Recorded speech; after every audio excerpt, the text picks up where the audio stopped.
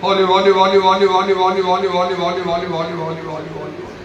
Udarabani Karaba Shabari Allah Rabana Rabana Rabana Rabana Rabana Rabana. Uraban Allah Rabana Rabana Rabana Rabana Allah Rabana Rabana Rabana. Holy, holy, holy, holy, holy, holy, holy, holy, holy, holy, holy, holy, holy, holy, holy.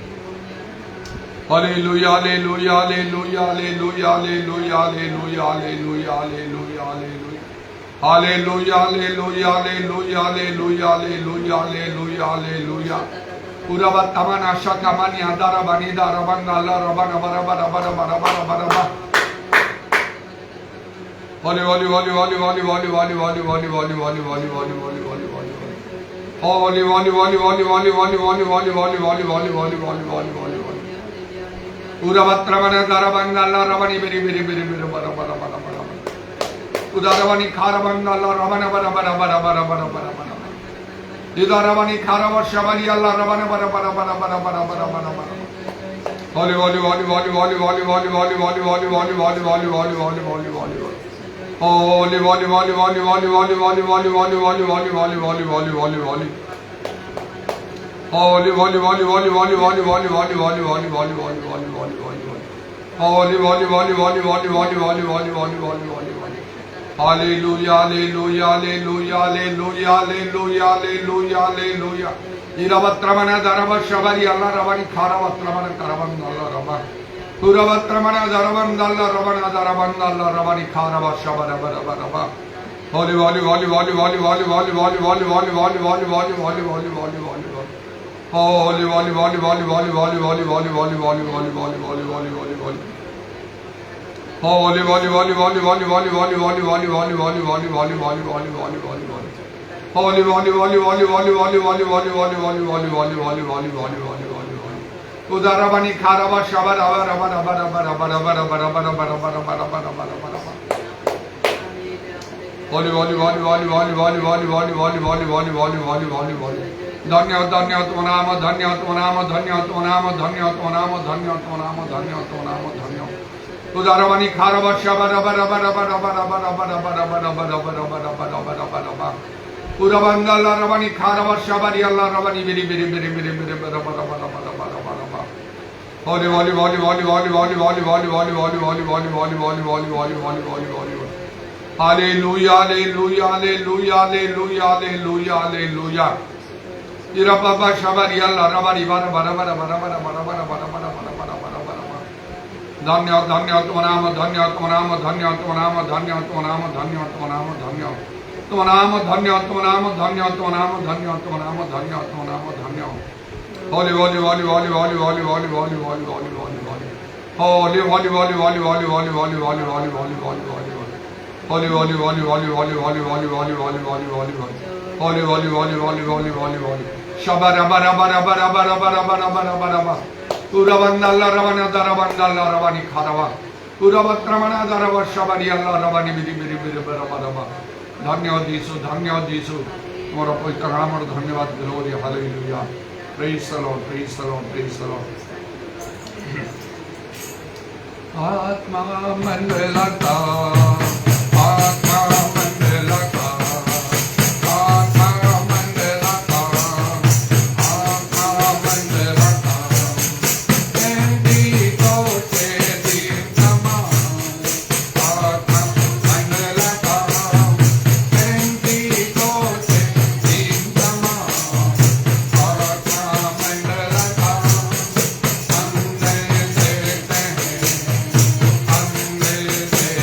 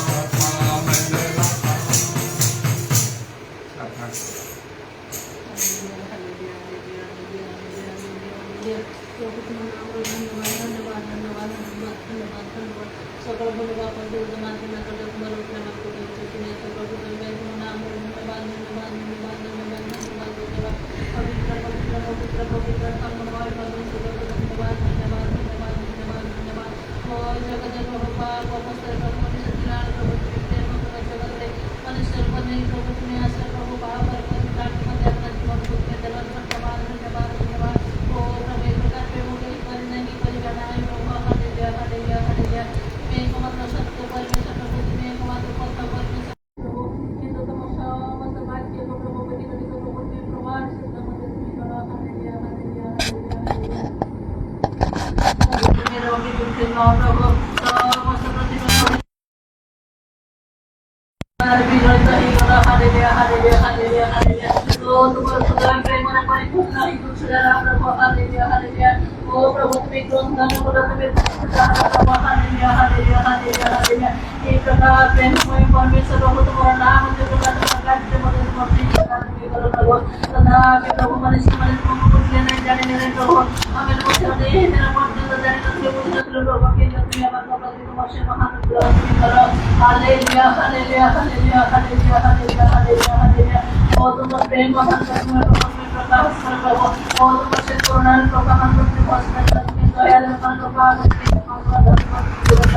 ও প্রভু আপনি প্রতিজ্ঞা দিলেন ও প্রভু মঙ্গলে প্রভু ও তোমাকে সাহায্য করেন তুমি পথিবে প্রভু তুমি সেই প্রকার শিষ্য ମାନଙ୍କ উপরে যে প্রকার তুমি করো প্রভু জীবনে যে প্রকার তুমি করো প্রভু ও সেই প্রকার বর্তমান মধ্যে তুমি করেছো প্রভু আর সেই সমস্ত কিছুর মধ্যে তোমার সেবা দিকে রাখার তোমার সেবা করার করতে দেন অভিলাষ করে পরিপূর্ণ করো ধন্যবাদ ধন্যবাদ ধন্যবাদ ধন্যবাদ ধন্যবাদ ও তুমি যে প্রকার প্রভু তুমি কোনো মঠালে বিশ্বাস করো আর মধ্যে সমস্ত কর্ম করে যে প্রভু আঠার মধ্যে তুমি অধিক মহত্তর ভাব তুমি করবো বলে তুমি করে দেবো আর তোমার কথা হলে তোমার মহাপ্রভু বাক্য তুমি বিশ্বাস করবে প্রভু হালেলুয়া হালেলুয়া হালেলুয়া আর তোমার প্রভু বিশ্বাস করতে ভরসা করা তুমি প্রভু তোমার প্রকাশ দিতে হবে বলে নাই বরং প্রভু তুমি ও যে সমস্ত কথা তুমি করবে প্রভু তার সমস্ত প্রভু ও প্রভু তুমি সমস্ত বিষয় তুমি পরিপূর্ণ করো হালেলুয়া হালেলুয়া অনেক তোমার সাধু লোকমান ও প্রভু কেমন মান মধ্যে মনে নেই প্রভু তোমার সুস্থ হতে প্রভু পুরা বাবা বাবা বাবা বাবা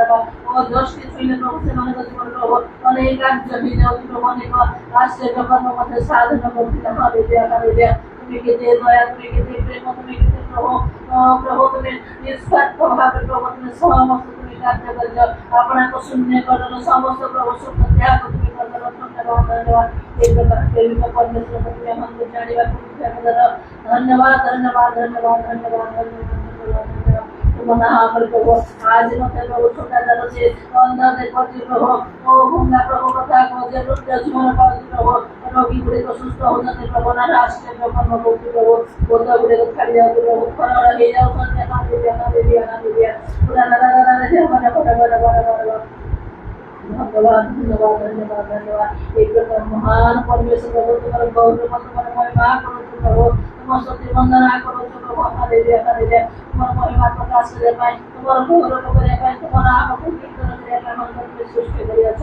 তাই পাই তোমার আমরা ধন্যবাদ ধন্যবাদ ধন্যবাদ আজের প্রাপ্ত কর্মের মধ্যে আমরা ধন্যবাদ রাত্রের সমস্ত খানে তুমি দিল সব প্রকার কথা পছন্দ করে রক্ষা করো তোমার জীবন করে দিয়ে প্রভু পুনর্বাদ গ্রহণ করে তোমার সম্মুখ রাশি তোমার ধন্যবাদ প্রশংসা করে পাই তোমার স্তুতি বন্দনা করে পাই তুমি অনুগ্রহ করো ধন্যবাদ ধন্যবাদ তুমি শিক্ষা রাজা তুমি অনুগ্রহ করো প্রত্যেক মন্ডলীকে তোমার মন্ডলী গুলিব তোমার লোকমানব প্রভু প্রত্যেক খ্রিস্ট পরিবার প্রত্যেক খ্রিস্ট মন্ডলী গুলিকে তোমার জাগ্রত করো সময় নাই প্রভু ডর নাই প্রভু তুমি শীঘ্র আসো hallelujah hallelujah hallelujah hallelujah hallelujah আশাতারা বড় বড় বড় বড় মন্ত্রণা বড় বড় বড় শক্তির বড় করে একত্রিত উদ্ধার প্রভু অনেক প্রভু তোমার সদ্ভক্ত মানে রূপান্তরিত এই মহাপুরুষের সাক্ষাৎ করে প্রভু আর সেই মুহূর্ত প্রভু নিষ্ঠ প্রভু খ্রিস্টান মানব পাই মহাপ্রভু ও প্রভু আনন্দের সময় হব আর মহা দুঃখ মহা দারুণের সময় মধ্যে hallelujah hallelujah hallelujah hallelujah hallelujah hallelujah hallelujah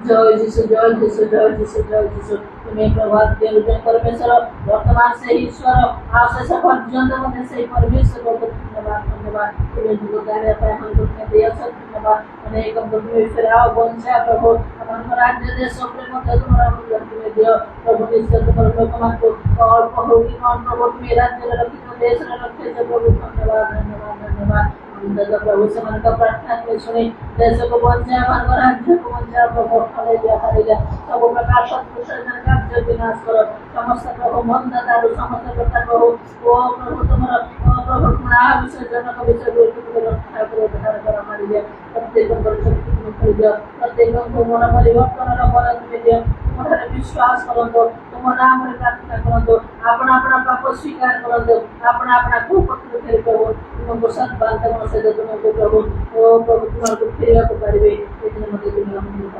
ଆମମାନଙ୍କୁ ମଧ୍ୟ ତୁମେ ଦୟା କର ପ୍ରଭୁ ଯେଉଁମାନଙ୍କୁ ତୁମର ପରିଚୟ ଦେଇଛ ପରିତ୍ରାଣ ତୁମେ ଦେଇଛ ପ୍ରଭୁ ଆତ୍ମାକୁ ଦାନ ଦେଇଛ ଓ ତୁମର ରକ୍ତରେ ତୁମେ କିଣିଛ ପ୍ରତ୍ୟେକଙ୍କୁ ତୁମେ ଦୟା କର ପ୍ରତ୍ୟେକଙ୍କୁ ତୁମେ ରକ୍ଷା କର ତୁମ ପାଇଁ ବଞ୍ଚିବା ପାଇଁ ତୁମର ସେବା କରିବା ପାଇଁ ତୁମର ଗୌରବ କରିବା ପାଇଁ ତୁମେ ସାହାଯ୍ୟ କର ସମସ୍ତ ଫୁଲ ପାପ ଜଗତ ତୁମେ ପ୍ରାର୍ଥନା କର ଗୌରବ ମହିମାକୁ ସଂସାର ବନ୍ଦନ କର ଯାହା ମାଗିଲେ ସେ ସମସ୍ତ ତୁମେ ପ୍ରଦାନ କର ସମସ୍ତ ପ୍ରାର୍ଥନା ତୁମକୁ ସମର୍ପଣ କରି ଧନ୍ୟବାଦ ଦେଇ କାଳ ପଦରେ ପ୍ରଭୁ ଯୀଶୁଙ୍କ ନାମରେ ଲାଗିଛି।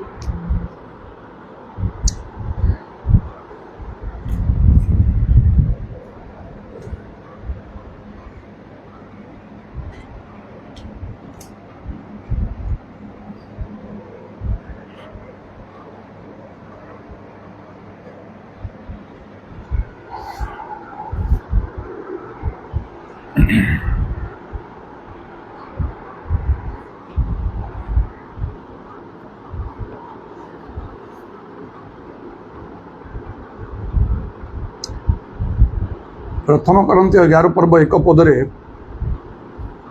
जहाँ लेखा अच्छी ताने जानो आ मु बारंबार ताहा कही थाए पाउलो एपरी भाव से कहती मुझेपरी ख्रीष्टों को अनुकारी तुम्हें माने मध्य से ही परी मोर अनुकारी हो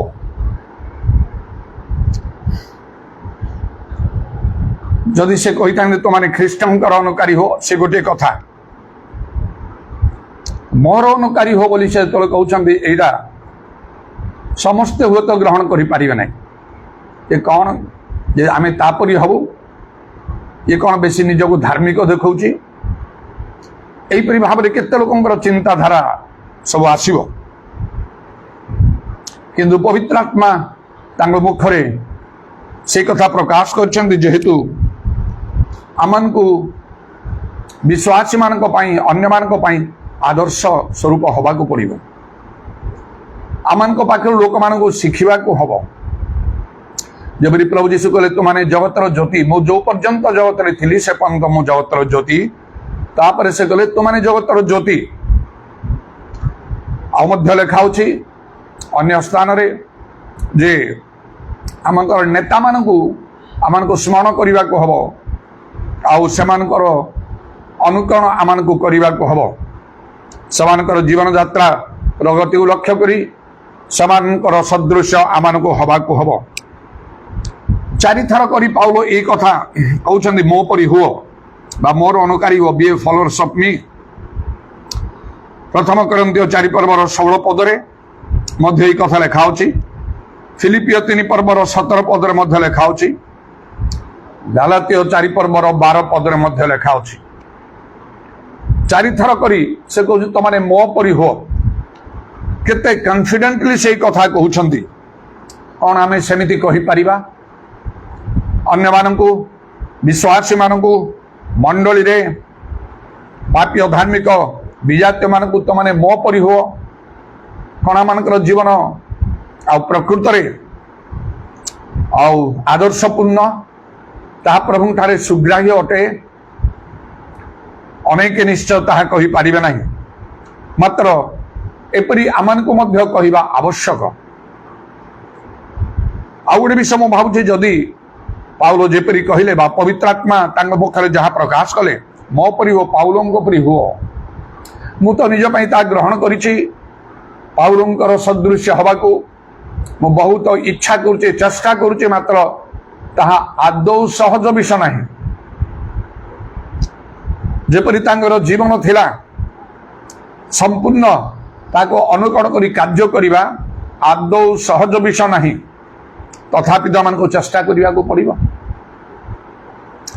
ଆଉ ମୁଁ ମଧ୍ୟ ସେହିପରି ଭାବରେ ଚେଷ୍ଟା କରୁଛି ଯେପରି ମୁଁ ପାଉଲଙ୍କର ସଦୃଶ୍ୟ ହେଇପାରେ। ଆଉ ଆପଣମାନଙ୍କ ମଧ୍ୟ ସେଇ ପ୍ରକାର କରିବା ଆବଶ୍ୟକ। ଏବଂ ଅନ୍ୟ ବିଷୟଟି ହେଲା, ଯଦି ଆମେ ସମସ୍ତ ଖ୍ରୀଷ୍ଟ ବିଶ୍ୱାସୀ, ଏଇ ଯୋଉ କଥା କିଛି ଲୋକଙ୍କ ପାଇଁ ଲେଖାଇ ନାହିଁ, ସମସ୍ତଙ୍କ ପାଇଁ ଲେଖା ହେଇଛି। ପ୍ରଭୁଙ୍କର ସବୁ ଲୋକମାନଙ୍କ ପାଇଁ, ସମସ୍ତ ଖ୍ରୀଷ୍ଟ ବିଶ୍ୱାସୀ ମାନଙ୍କ ପାଇଁ, ସମୁଦାୟ ଜଗତରେ ଯେତେ ଅଛନ୍ତି ସମସ୍ତଙ୍କ ପାଇଁ ଏଇ କଥା କୁହାଯାଇଛି, ମୋ ପରି ହୁଅ ବା ପାଉଲଙ୍କ ପରି ହୁଅ। ଯେପରି ଗତ ରବିବାରରେ ମଧ୍ୟ ମୁଁ ଏହି ବାକ୍ୟରୁ ମୁଁ କହିଥିଲି, I want to B like Paul, ମୁଁ ପାଉଲଙ୍କ ପରି ହବାକୁ ଚାହୁଁଛି। ଆପଣମାନଙ୍କୁ ମଧ୍ୟ ସେଇ ପ୍ରକାର କହିବାକୁ ହବ, ସେଇ ପ୍ରକାର ମନ ରଖିବାକୁ ହବ। ଆମେ ଗିର୍ଜା ପ୍ରାର୍ଥନା ପ୍ରଭୁଙ୍କର ସଭା କାର୍ଯ୍ୟ କରୁଛୁ, ଆମେ ଆମ ପରି ହେଇକି ଅଛୁ, ଆମେ ପାଉଲଙ୍କ ପରି ନାହୁଁ। ସେ ହସ୍ତାର୍ପଣ କଲେ ଲୋକମାନେ ଯେ ପବିତ୍ର ଆତ୍ମା ପାଉଥିଲେ, ବିଭିନ୍ନ ଭାଷା କହୁଥିଲେ, ପରଭାଷା କହୁଥିଲେ, ସେ କାର୍ଯ୍ୟ ଆମମାନଙ୍କ ଠାରେ ନାହିଁ। ତାଙ୍କ ରୁମାଲ ଗାମୁଛା ଛୁଇଁଲେ ଲୋକମାନେ ଭଲ ହେଇଯାଉଥିଲେ, ସେ କାର୍ଯ୍ୟ ଆମମାନଙ୍କ ଠାରେ ନାହିଁ। ସାରା ଦୁନିଆ ବୁଲିକି ସେ କାର୍ଯ୍ୟ କରୁଥିଲେ, ସେ କାର୍ଯ୍ୟ ଆମମାନଙ୍କ ଠାରେ ନାହିଁ। ଯୋଉଟେ ସଂକଳ୍ପ କରୁଥିଲେ ମୋ ନିମନ୍ତେ ଜୀବନ ଧାରଣ ଖ୍ରୀଷ୍ଟ ମୃତ୍ୟୁ ଲାଭଜନକ, ସେଇଟା ଆମ ଠାରେ ନାହିଁ। ଆମେ ନିଜ ପାଇଁ ବଞ୍ଚିଛୁ, ଆମ ପରିବାର ପାଇଁ ବଞ୍ଚିଛୁ, ଆମର ହୁଏତ ସମାଜ ପାଇଁ, କେହି କେହି ଆଉ ରାଜ୍ୟ ପାଇଁ, ଦେଶ ପାଇଁ ବଞ୍ଚିକି ସେମାନେ କାର୍ଯ୍ୟ କରୁଛନ୍ତି।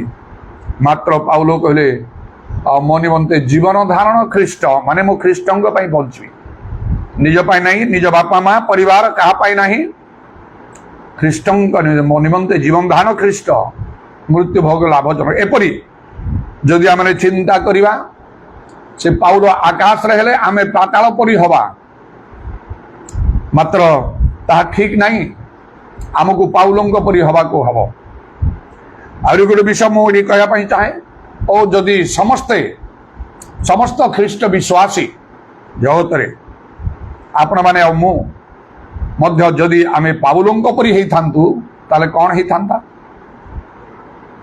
ତିନୋଟି ବିଶେଷ କଥା ମୁଁ କହିବା ପାଇଁ ଚାହୁଁଛି। ଯଦି ଆମେ ସମସ୍ତେ ପାଉଲଙ୍କ ପରି ହେଇଥାନ୍ତୁ, ପ୍ରଥମ କଥା ହେଲା ଆମମାନଙ୍କର ଆନ୍ତରିକ ପୁରୁଷ ଦିନକୁ ଦିନ ନୂତନୀକୃତ ହେଉଥାନ୍ତା। ମାନେ ଆମେ ଜଣେ ପ୍ରକୃତ ଟାଣୁଆ ବିଶ୍ୱାସୀ ହେଇପାରିଥାନ୍ତୁ।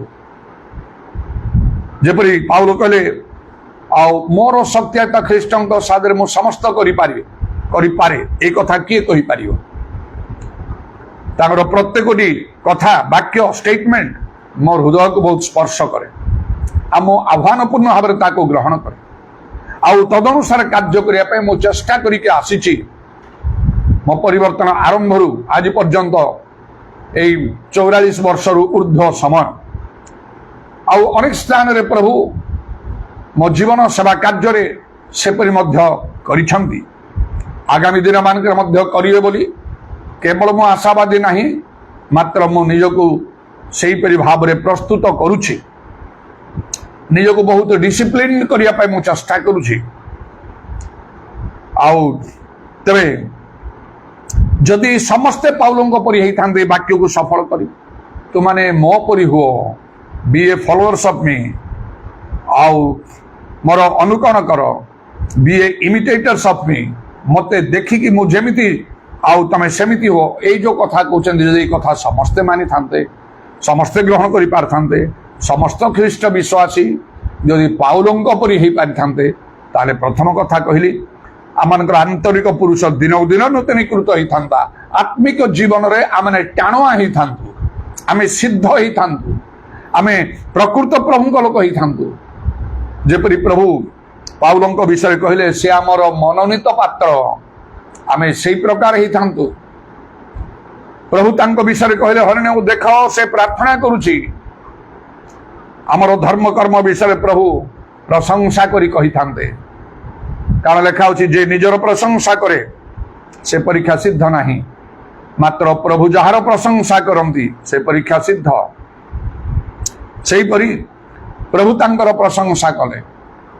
ସେହିପରି ବାପ୍ତି ଯୋଗ ଯୋହନଙ୍କ ସମ୍ବନ୍ଧରେ ପ୍ରଭୁ ଯୀଶୁ ଭୂୟସୀ ପ୍ରଶଂସା କରି କହିଲେ, ସ୍ତ୍ରୀ ଗର୍ଭଜାତ ସମସ୍ତଙ୍କ ଠାରୁ ସେ ଶ୍ରେଷ୍ଠ। ତାଙ୍କ ଠାରୁ ସ୍ୱର୍ଗ ରାଜ୍ୟକୁ ଲୋକମାନେ ବଳରେ ପରାକ୍ରମରେ ଆକ୍ରମଣ କରୁଛନ୍ତି ବା ଅଧିକାର କରିନେଉଛନ୍ତି। ସେ ଜ୍ୱଳନ୍ତ ତେଜମୟ ପ୍ରଦୀପ ଭାବବାଦୀଙ୍କ ଠାରୁ ଶ୍ରେଷ୍ଠ। ଆଉ ଏ ହେଉଛନ୍ତି ସେ ଏଲିୟ ଯାହାଙ୍କର ଆଗମନ କରିବା କଥା ଥିଲା, ଆଉ ଯେ ଗ୍ରହଣ କରିପାରୁଛି ସେ ଗ୍ରହଣ କରୁକି। ଏପରି ପ୍ରଭୁ ପ୍ରଶଂସା କରିଥାନ୍ତି। ସେହିପରି ଆମମାନଙ୍କର ମଧ୍ୟ ପ୍ରଭୁ ପ୍ରଶଂସା କରିଥାନ୍ତି। ପ୍ରଭୁଙ୍କ ଦୃଷ୍ଟି ଆମେ ଯୋଗ୍ୟ ଦେଖାଯାଇଥାନ୍ତୁ। କେତେ ପ୍ରକାର ପରୀକ୍ଷା ଅଛି ଜଗତରେ, ଶତ୍ରୁ ଶୟତାନର କାର୍ଯ୍ୟ ଅଛି, ସେ ସବୁକୁ ଆମେ ଜୟ କରିପାରିଥାନ୍ତୁ। ଆମର ଆତ୍ମିକ ଜୀବନ ଦୁର୍ବଳ ହେଇନଥାନ୍ତା, ଆମେ ବାରମ୍ବାର ପଡ଼ିଯାଇନଥାନ୍ତୁ। ତେଣୁ ପାଉଲ କହନ୍ତି, ମୋର ବାହିକ ପୁରୁଷ କ୍ଷୟ ପାଇଲେ ମଧ୍ୟ ମୋର ଆନ୍ତରିକ ପୁରୁଷ ଦିନକୁ ଦିନ ନୂତନୀକୃତ ହେଉଛି। ସେହିପରି ଭାବରେ ଆମମାନଙ୍କର ଆତ୍ମିକ ଜୀବନରେ ଆମେ ଟାଣୁଆ ହେଇଥାନ୍ତୁ। ଜଗତରେ ଯଦି ଆମମାନଙ୍କର କିଛି ନାହିଁ, ଭୋଜନ ପାନ କରିବା ପାଇଁ ବା ଗୃହ ଆଉ କିମ୍ବା ଧନ ଏସବୁ ସମ୍ମାନ କିଛି ଆମମାନଙ୍କର ନାହିଁ, ତଥାପି ଆମେ ପ୍ରଭୁଠାରେ ସବୁବେଳେ ଆନନ୍ଦ କରିଥାନ୍ତୁ। ଆଉ ଯେପରି ପାଉଲ କହିଲେ, ସେ ତାଙ୍କର ଚିନ୍ତାଧାରା ପଡ଼ିଥିଲା, ଆଉ ସେ କହିଲେ ଦୃଶ୍ୟ ବିଷୟ ସବୁ କ୍ଷଣ କାଳ ସ୍ଥାୟୀ, ଅଦୃଶ୍ୟ ବିଷୟ ଅନନ୍ତ କାଳ ସ୍ଥାୟୀ। ସେ କହିଲେ ମୁଁ ଏଇ ଜାଗତିକ ବିଷୟ ସବୁକୁ ମୁଁ ଆବର୍ଜନା ପରି ମନେ କରୁଛି ବୋଲି କହିଲେ, ଆମେ ମଧ୍ୟ ସେଇ ପ୍ରକାର ମନେ କରିଥାନ୍ତୁ।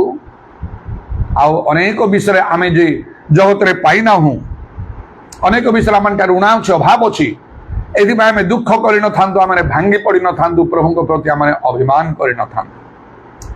ଜାଗତିକ ମନା ନହେଇକି ଆମେ ଆତ୍ମିକ ମନା ହେଇଥାନ୍ତୁ। ପାଉଲଙ୍କ ପାଖରେ ଆମେ ସେ ସମସ୍ତ ବିଷୟ ଦେଖୁଛୁ। ତାଙ୍କର ଆତ୍ମିକ ଜୀବନ ମଜବୁତ। ପ୍ରଭୁ ତାଙ୍କ ସହିତ କେତେ କଥା କହୁଛନ୍ତି, କେତେ ଦର୍ଶନ, କେତେ ଦ୍ୱାରା କଥା କହୁଛନ୍ତି। ଆମମାନଙ୍କୁ ମଧ୍ୟ ଆଉ ସେ ସବୁର ଆବଶ୍ୟକ। ଆମମାନଙ୍କ ସହିତ ମଧ୍ୟ ପ୍ରଭୁ କଥା କହିବା ପାଇଁ ଚାହାନ୍ତି, ଯେପରି ଆମେ ବିନଷ୍ଟ ହେବା ନାହିଁ। କିନ୍ତୁ ଆଜି ଆମେ ଯଦି ନିଜକୁ ଚିନ୍ତା କରିବା, ଆମର ଆତ୍ମିକ ଜୀବନ କ'ଣ, କେତେ ଦୁର୍ବଳ ତାହା।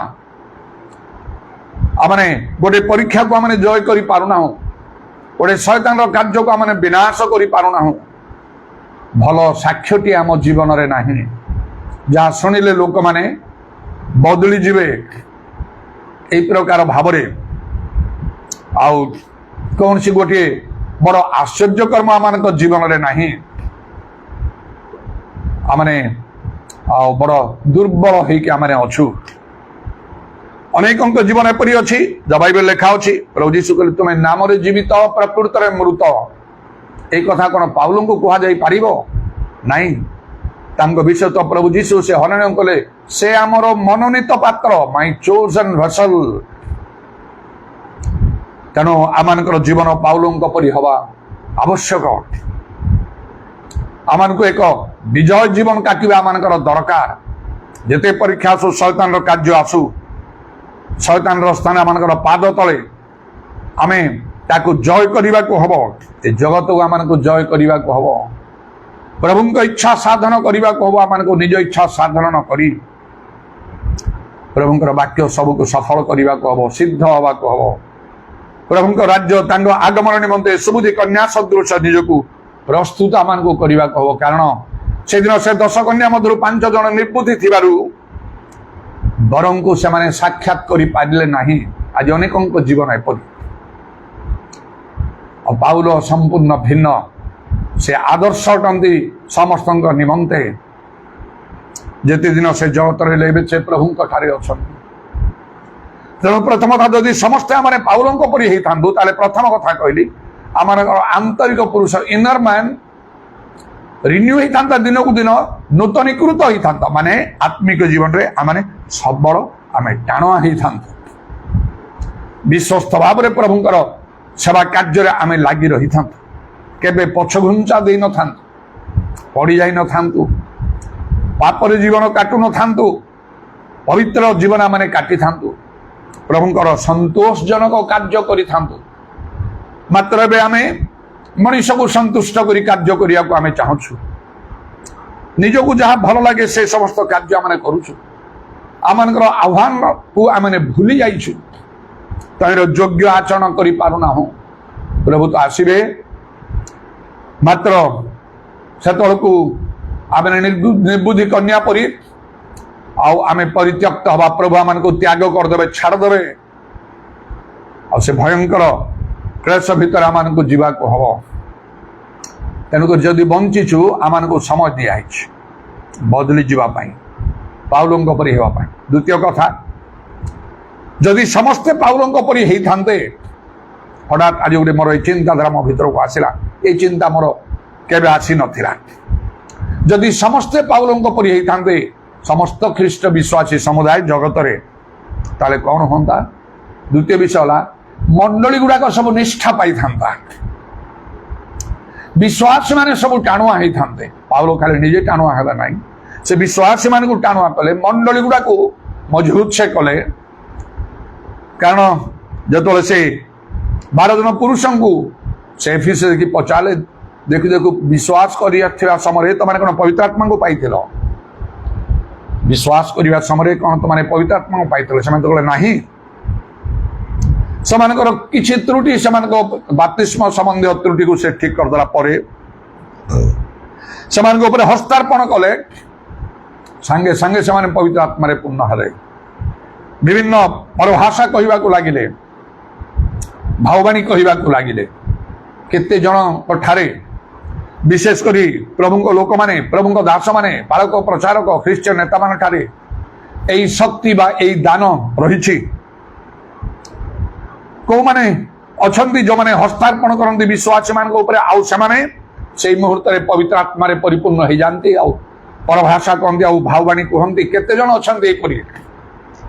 ଦୁଃଖର କଥା ତ ଅନେକ ଖ୍ରୀଷ୍ଟିୟ ନେତାମାନେ ପବିତ୍ର ଆତ୍ମାଙ୍କ ସମ୍ବନ୍ଧୀୟ କଥା ମଧ୍ୟ କହନ୍ତି ନାହିଁ, ଆଉ ଅନେକ ଯଥାର୍ଥ ଭାବରେ କୁହନ୍ତି ନାହିଁ, ଭୁଲ ଭାବରେ କହନ୍ତି, ଯଦ୍ୱାରା ଲୋକମାନେ ମିସଗାଇଡ୍ ହେଇଯାନ୍ତି, ଭ୍ରାନ୍ତ ହେଇଯାନ୍ତି। ଭୁଲ ଶିକ୍ଷା ଆଉ ସେମାନେ ଦିଅନ୍ତି, ଯୋଉଟା ବାଇବେଲ ଲେଖା ହେଉଛି ତାହା ଆଉ ବାୟୁରେ ଇତସ୍ତତ ଚାଳିତ ବୋଲି ଲେଖା ଅଛି। ବିଭିନ୍ନ ପ୍ରକାର ଶିକ୍ଷା ବାୟୁରେ ଇତସ୍ତତ ତା ଆମମାନଙ୍କୁ ଚାଳିତ କରିଥାଏ। ଆଜି ଏ ପ୍ରକାର ଅନେକ ଶିକ୍ଷା, ଭ୍ରାନ୍ତ ଶିକ୍ଷା ସବୁ ରହିଛି। ପ୍ରଭୁଙ୍କ ଲୋକମାନଙ୍କର ମଣ୍ଡଳୀର ବହୁତ କ୍ଷତି କରୁଛି, କିନ୍ତୁ ପାଉଲଙ୍କର ସେଇ ପ୍ରକାର ନୁହେଁ। ସେ ସତ୍ୟ ବାକ୍ୟକୁ ଯଥାର୍ଥ ରୂପେ ବ୍ୟବହାର ସେ କରୁଥିଲେ। ତେଣୁ ତିମୋଥୀଙ୍କୁ ମଧ୍ୟ କହିଲେ, ସତ୍ୟ ବାକ୍ୟ ଯଥାର୍ଥ ରୂପେ ବ୍ୟବହାର କର, ଶିକ୍ଷା ସମ୍ବନ୍ଧରେ ସାବଧାନ ହୁଅ। ଉପଯୁକ୍ତ ଶିକ୍ଷା ସବୁ ମଣ୍ଡଳୀ ମାନଙ୍କୁ ସେ ଦଉଥିଲେ, ଯାହା ଲେଖା ମଧ୍ୟ ଅଛି।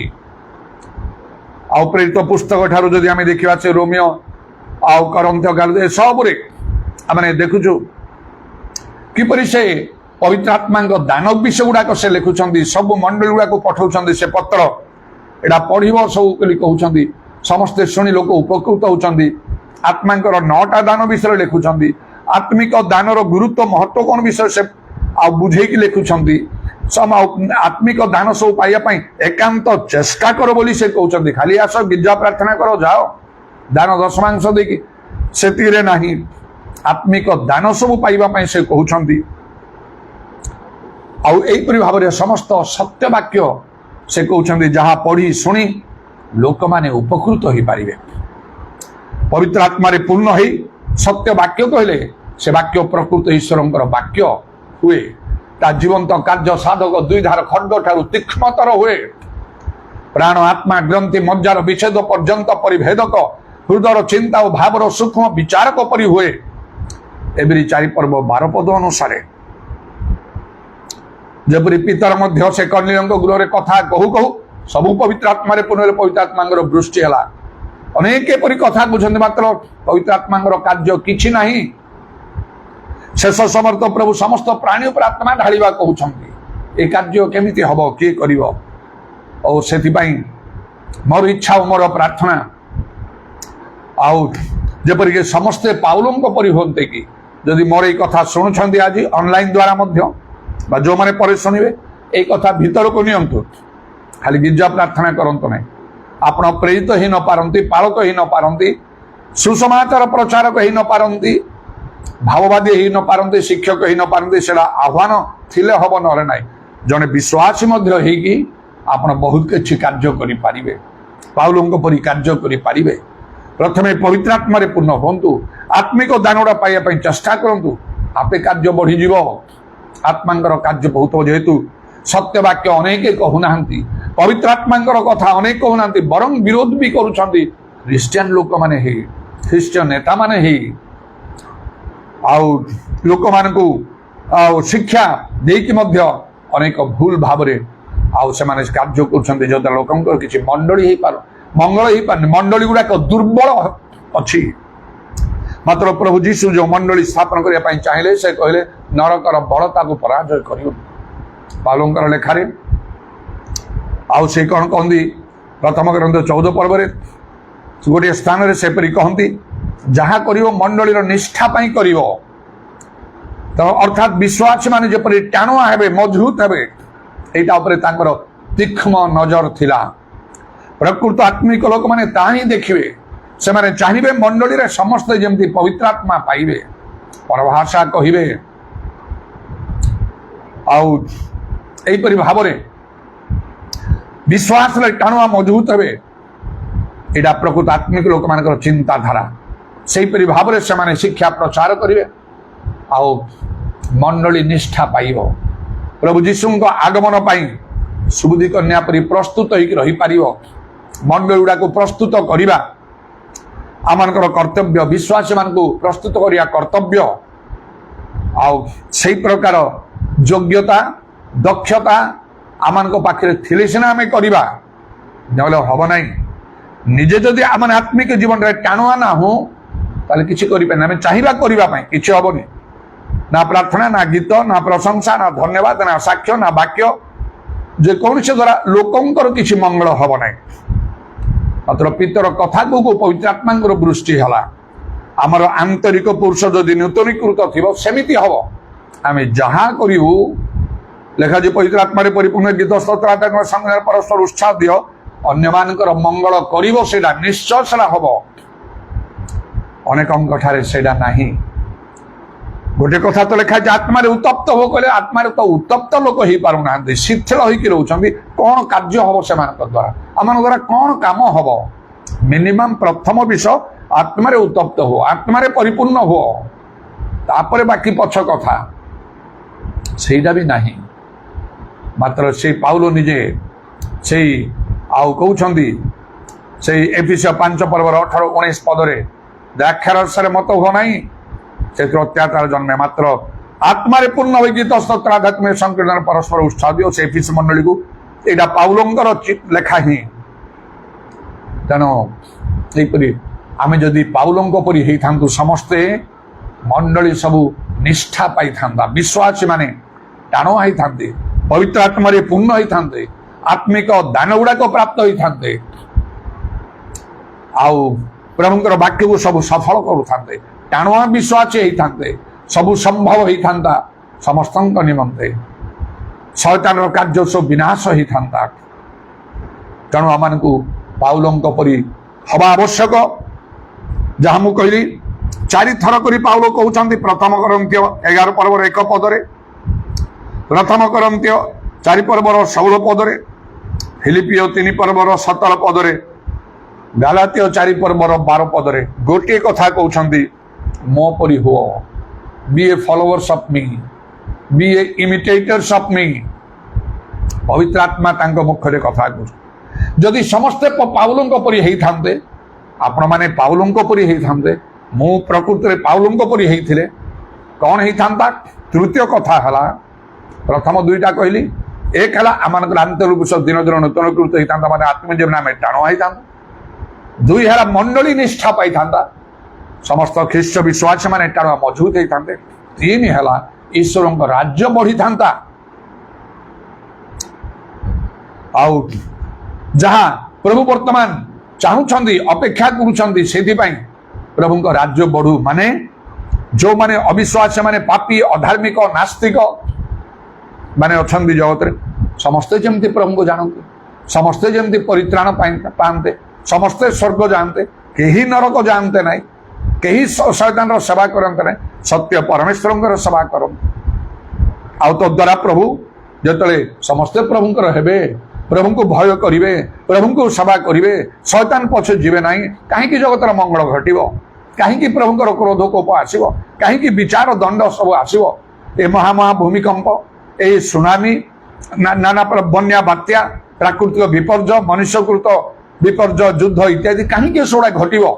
ଲେଖା ହେଉଛି ପରମେଶ୍ୱର ଯଦି ଅମଙ୍ଗଳ ନ ଘଟେଇବେ ତାହେଲେ ଆଉ ନଗର ମଧ୍ୟରେ କ'ଣ ଅମଙ୍ଗଳ ଘଟିବ? ତେଣୁ ତୁମର ପାପ ତୁମର ମଙ୍ଗଳ ନିବାରଣ କରାଯାଇଛି। ସମସ୍ତେ ପାଉଲଙ୍କ ପରି ହେଇଥିଲେ, କେହି ପାପ କରନ୍ତେ ନାହିଁ, ମଙ୍ଗଳ କାହିଁକି ନିବାରଣ କରାଯିବ? ସମସ୍ତଙ୍କର ମଙ୍ଗଳ ହୁଅନ୍ତା, କାରଣ ପରମେଶ୍ୱର ନିଜେ ମଙ୍ଗଳମୟ, କାହାର ଅମଙ୍ଗଳ କରିବା ପାଇଁ ଚାହାନ୍ତି ନାହିଁ।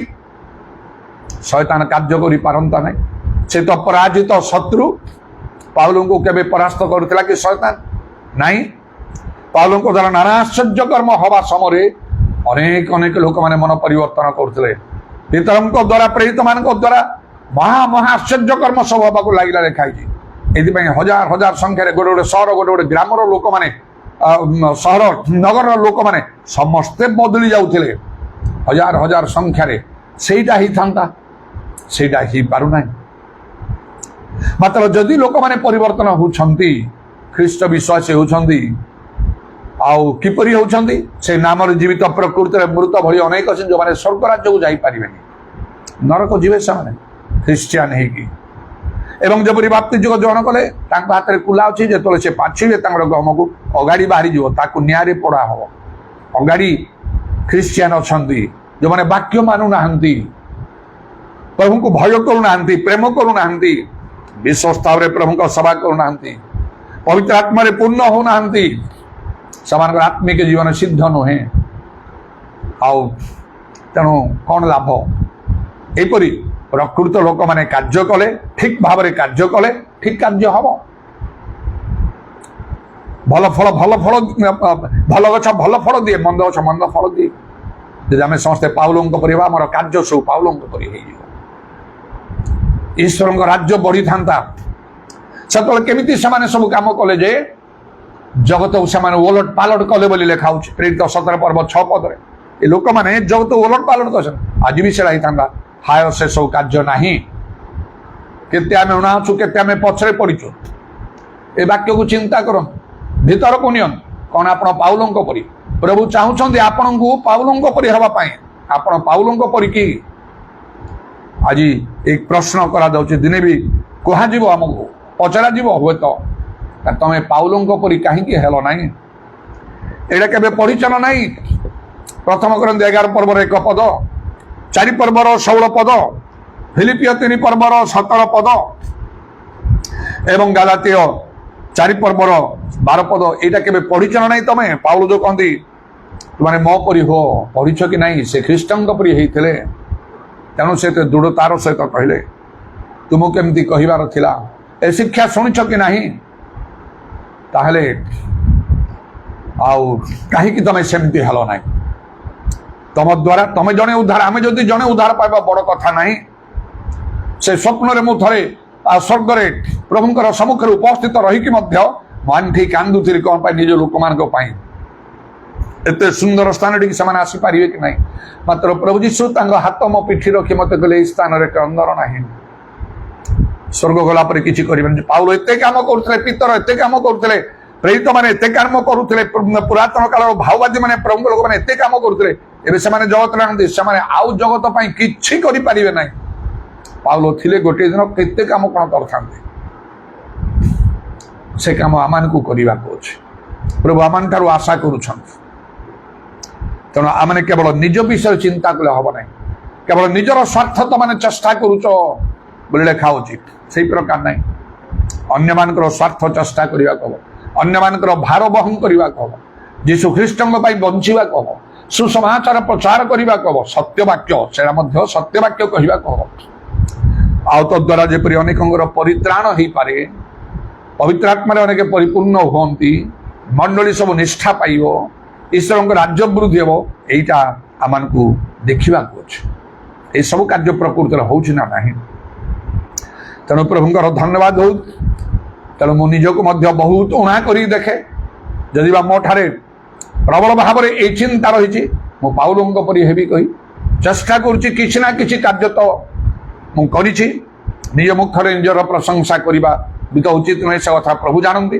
ମାତ୍ର ମୁଁ ସନ୍ତୁଷ୍ଟ ନୁହେଁ, ମୁଁ ପରିତୃପ୍ତ ନୁହେଁ ମୋର କାର୍ଯ୍ୟରେ। ଅନୁଗ୍ରହ କରି ପ୍ରଭୁ ମୋତେ ସୁଯୋଗ ଦେଇଛନ୍ତି।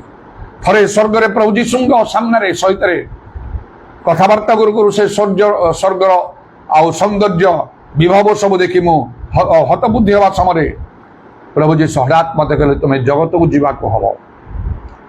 ମୁଁ ମନା କଲି, ପ୍ରଭୁଙ୍କ ନାଇଁ ପ୍ରଭୁ, ମୁଁ ଜଗତକୁ ଯିବି ନାହିଁ। ମୁଁ ତୁମ ପାଇଁ କିଛି କାମ କରିଛି ଜଗତରେ, ମୁଁ ଆଉ ଜଗତକୁ ଯିବାକୁ ଚାହୁଁନାହିଁ।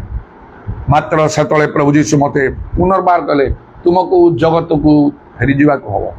ଆଉ ଗୋଟେ ମହାକାଶଯାନ ମୋତେ ଆଣି ଜଗତରେ ଛାଡ଼ିଦେଲା। ସେଥିପାଇଁ ମୁଁ ବଞ୍ଚିଛି ଆଜି ଯାଏ। କେତେ ରୋଗ ବ୍ୟାଧି ଇତ୍ୟାଦି ସମସ୍ୟା ଶତ୍ରୁ ଶତାନ କାର୍ଯ୍ୟ ହେଲେ ମଧ୍ୟ, କାରଣ ମୁଁ ପାଉଲଙ୍କର ଅନୁକରଣ କରେ। ମୁଁ ନିଜ ପାଇଁ ବଞ୍ଚିବାକୁ ଇଚ୍ଛା କରେ ନାହିଁ। ପରିବାର ଅଛି, ପରିବାରର ମଧ୍ୟ ହଁ ଯେତିକି କର୍ତ୍ତବ୍ୟ ସେତିକି କରିବା ପାଇଁ ଚାହେଁ, କିନ୍ତୁ ପରିବାର ସବୁ କିଛି ନାହିଁ ମୋ ପାଇଁ। ପିତାମାତା ଭ୍ରାତା ଭଗ୍ନୀ ଭାର୍ଯ୍ୟା ସନ୍ତାନ ସନ୍ତତି ପ୍ରାଣକୁ ମଧ୍ୟ ଅପ୍ରିୟ ଜ୍ଞାନ ଆଉ କରିବାକୁ ମୁଁ ଚେଷ୍ଟା କରିକି ଆସିଛି। ତେଣୁ ପ୍ରଭୁ ମୋତେ ବଞ୍ଚେଇଛନ୍ତି, ଆଉ ତାଙ୍କ ଇଚ୍ଛା ଅନୁସାରେ ତାଙ୍କର ସେବା କାର୍ଯ୍ୟରେ ମଧ୍ୟ ମୋତେ ଲଗେଇକି ରଖିଛନ୍ତି। ଆପଣମାନଙ୍କ ପାଇଁ ମଧ୍ୟ ଠିକ୍ ସେଇ ପ୍ରକାର ବିଷୟ। ଆମେ ପାର୍ଥିବ ବିଷୟରେ ଆସକ୍ତ ନାହିଁ, ଉର୍ଦ୍ଧ୍ୱସ୍ଥ ବିଷୟ ଆମକୁ ଅନ୍ୱେଷଣ କରିବାକୁ, ପାଉଲଙ୍କ ପରି ହେବାକୁ ହବ। ତିନିଟା କଥା ମୁଁ କହିଲି। ଯଦି ସମସ୍ତେ ପାଉଲଙ୍କ ପରି ହୁଅନ୍ତେ କି, ତ ପ୍ରଭୁଙ୍କର ଇଚ୍ଛା। ଆପଣମାନେ ପାଉଲଙ୍କ ପରି ହୁଅନ୍ତେ କି, ମୁଁ ମଧ୍ୟ ହୁଅନ୍ତେ କି, ସମସ୍ତେ ପାଉଲଙ୍କ ପରି ହେଇଥିଲେ। ପ୍ରଥମ କଥା ହେଲା, ତିନିଟା କଥା କହିଲି। ଆପଣଙ୍କର ଆନ୍ତରିକ ପୁରୁଷ ଦିନକୁ ଦିନ ନୂତନୀକୃତ ହବ, ମାନେ ଆତ୍ମିକ ଜୀବନରେ ଆପଣ ଟାଣୁଆ ହେବେ। କେବେ ଗୋଟେ ପରାଜିତ ଜୀବନ କାଟିବେ ନାହିଁ। ବିଶ୍ୱାସୀ ପକ୍ଷରେ ସବୁ ସମ୍ଭବ, ଆପଣ ସବୁ କରିପାରିବେ। ଦ୍ୱିତୀୟ କଥା ହେଲା, ମଣ୍ଡଳୀ ନିଷ୍ଠା ପାଇବ। ଯୀଶୁଙ୍କ ଆଗମନ ସନ୍ନିକଟ ନା, ମଣ୍ଡଳୀକୁ ପ୍ରସ୍ତୁତ କରିବାର ଅଛି। ମଣ୍ଡଳୀକୁ ପ୍ରସ୍ତୁତ କରିବା ଦରକାର। ଆମ ପାଖରେ ସେଇ ଟ୍ୟାଲେଣ୍ଟ ଥିଲେ ତ ଆମେ ପ୍ରସ୍ତୁତ କରିବା। ଆମର ଶିକ୍ଷା ପ୍ରଚାରରେ ଲୋକମାନେ ତ ଉତ୍ତେଜିତ ହେବାକୁ ପଡ଼ିବ, ବଦଳି ଯିବାକୁ ହବ, ପବିତ୍ର ଆତ୍ମାରେ ପୂର୍ଣ୍ଣ ହେବାକୁ ହବ, ଆତ୍ମିକ ମନା ହେବାକୁ ପଡ଼ିବ। ପ୍ରଭୁଠାରେ ସେମାନେ ନିଜ ନିଜକୁ ସମର୍ପଣ କରିବାକୁ ହବ। ଆମର ଗୀତ, ପ୍ରାର୍ଥନା, ସାକ୍ଷ୍ୟ ବାକ୍ୟ ଯାହା ଆମେ କହୁ, ଲୋକଙ୍କ ଉପରେ ବଡ଼ ପ୍ରଭାବ ପଡ଼ିବାକୁ ହବ, ଲୋକ ବଦଳି ଯିବାକୁ ହବ। ପାଉଲଙ୍କ ଦ୍ୱାରା ଏସବୁ କାର୍ଯ୍ୟ ହେଉଥିଲା। ଉପଯୁକ୍ତ ବାକ୍ୟ ଶିକ୍ଷା ସବୁ କହିକି ମଣ୍ଡଳୀକୁ ସେ ମଜବୁତ କରୁଥିଲେ। ଦ୍ୱିତୀୟ କାମ, ପାଉଲଙ୍କ ପରି ହେଲେ ମଣ୍ଡଳୀ ନିଷ୍ଠା ପ୍ରାପ୍ତ ହବ, ବିଶ୍ୱାସୀ ମାନେ ଟାଣ ହେବେ। ତିନି ହେଲା, ଈଶ୍ୱରଙ୍କ ରାଜ୍ୟ ବୃଦ୍ଧି ହବ। ଆଉ ସେ ନାନା ଆଶ୍ଚର୍ଯ୍ୟ କର୍ମ ସବୁ କରିବା ଦ୍ୱାରା ଅନେକ ଅନେକ ଲୋକମାନେ ଚାରିଆଡ଼େ ମନ ପରିବର୍ତ୍ତନ କରୁଥିଲେ, ପ୍ରଭୁ ଯୀଶୁଙ୍କଠାରେ ବିଶ୍ୱାସ କରୁଥିଲେ। ଏଇଟା ପିତରଙ୍କର କାର୍ଯ୍ୟ ମଧ୍ୟ, ପ୍ରେରିତମାନଙ୍କର କାର୍ଯ୍ୟ ମଧ୍ୟ। ଆଉ ସେ ସ୍ତିଫାନ ଜଣେ ସାଧାରଣ ବିଶ୍ୱାସୀ ଥିଲେ ମଧ୍ୟ, ତାଙ୍କ ଦ୍ୱାରା ଆଉ ମହା ମହା ଅଦ୍ଭୁତ କର୍ମ ଆଉ ଲକ୍ଷଣ ମାନ ସାଧିତ ହେବାକୁ ଲାଗିଲା ବୋଲି ଲେଖା ଅଛି। ଖାଲି ସେମିତି ତ ହେଲାନି, ପ୍ରଭୁ ମୋତେ ବ୍ୟବହାର କର ବୋଲି ଏ କହିଲେ କିଛି ନାହିଁ। ଏଇଟା ଉପର ଠାଉରିଆ କଥା। ଏ ଉପର ଠାଉରିଆ ଜିନିଷ ଛାଡ଼ି ଦିଅନ୍ତୁ। ପ୍ରଭୁ ମୋତେ ପିତର ପରି କର ପାଉଲଙ୍କ ପରି ନାହିଁ। ପିତରଙ୍କ ପରି ପାଉଲଙ୍କ ପରି ଗଲେ ପ୍ରଥମେ ଜୀବନକୁ ସମର୍ପଣ କରନ୍ତୁ, ସବୁ ପାପ ଭୁଲ ସ୍ୱୀକାର କରନ୍ତୁ, ଆତ୍ମିକ ମନା ହୁଅନ୍ତୁ, ଜାଗତିକ ମନା ହୁଅନ୍ତୁ ନାହିଁ। ଭଲରେ ପବିତ୍ର ଆତ୍ମାରେ ପୂର୍ଣ୍ଣ ହୁଅନ୍ତୁ, ଆତ୍ମିକ ଦାନ ଗୁଡାକ ପାଆନ୍ତୁ, ପ୍ରଭୁଙ୍କର ଦର୍ଶନ ପାଆନ୍ତୁ ବାରମ୍ବାର। ପ୍ରଭୁ ଆପଣଙ୍କ ସାଙ୍ଗରେ କଥା କୁହନ୍ତୁ, ପ୍ରଭୁଙ୍କର ଇଚ୍ଛା ବୁଝି କାର୍ଯ୍ୟ କରନ୍ତୁ।